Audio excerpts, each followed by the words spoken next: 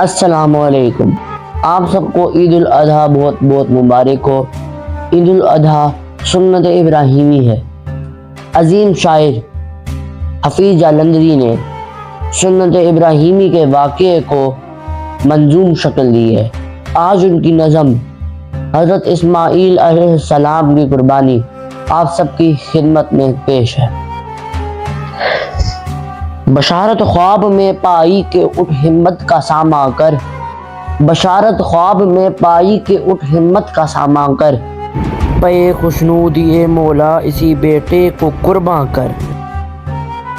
خلیل اللہ اٹھے خواب سے دل کو یقین آیا، خلیل اللہ اٹھے خواب سے دل کو یقین آیا کہ آخر امتحان بندے کے مالک نے ہے فرمایا۔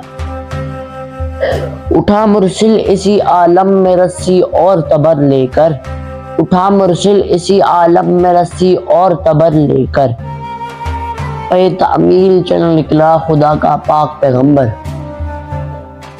پہاڑی پر سے دی آواز اسماعیل ادھر آؤ، ادھر آؤ خدا پاک کا ارشاد سن جاؤ۔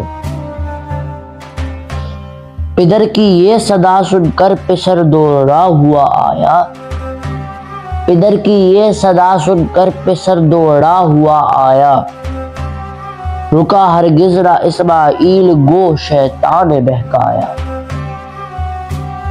پدر بولا کہ بیٹا آج میں نے خواب دیکھا ہے، کتاب زندگی کا ایک نرالا باب دیکھا ہے۔